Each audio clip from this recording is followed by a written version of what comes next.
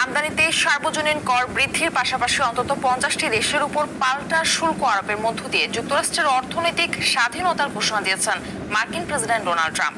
ট্রাম্পের এমন পাল্টা শুল্ক বৃদ্ধিতে তীব্র প্রতিক্রিয়া জানিয়েছেন দেশগুলো। ইমতিয়াজ আহমেদের রিপোর্ট। হোয়াইট হাউসে এক সংবাদ সম্মেলনে বুধবার বিকেলে বিভিন্ন দেশের উপর নতুন শুল্ক আরোপের ঘোষণা দেন মার্কিন প্রেসিডেন্ট ডোনাল্ড ট্রাম্প। যুক্তরাষ্ট্রে সব ধরনের পণ্য আমদানির উপর 10% শুল্ক এবং বিদেশি গাড়ি আমদানিতে 25% শুল্ক আরোপ করেন প্রেসিডেন্ট ট্রাম্প।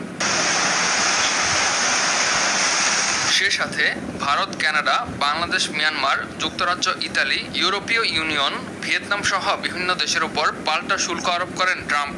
মার্কিন প্রেসিডেন্টের এমন সিদ্ধান্তের তাৎক্ষণিক প্রতিক্রিয়া জানিয়েছে যুক্তরাজ্য, চীন, কানাডা, ইতালি, সুইজারল্যান্ড সহ বেশ কয়েকটি দেশ। ট্রাম্পের নতুন বাণিজ্য যুদ্ধ কারোর জন্য সুফল বয়ে আনবে না জানায় ইউরোপীয় ইউনিয়ন। ইতালির প্রধানমন্ত্রী জর্জিয়া মেলোনি বলেন, শুল্ক আরোপের সিদ্ধান্তটি সঠিক নয়। পাল্টা শুল্ক বৃদ্ধিকে অন্যায্য বলে মন্তব্য করেন অস্ট্রেলিয়ার প্রধানমন্ত্রী অ্যান্থনি অ্যালবানিজি।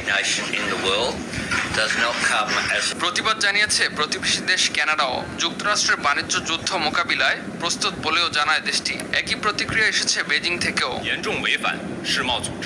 ফ্রান্সের প্রধানমন্ত্রী ফ্রাঁসোয়া বাইরো বলেন, যুক্তরাষ্ট্রের সিদ্ধান্ত দুই দেশের জন্যই দুর্দশার কারণ হবে। আর যুক্তরাজ্যের প্রধানমন্ত্রী কিয়ার স্টারমার জানান, ঠান্ডা মাথায় ট্রাম্পের শুল্ক নীতির জবাব দেওয়া হবে। ইমতিয়াজ আহমেদ, RTV।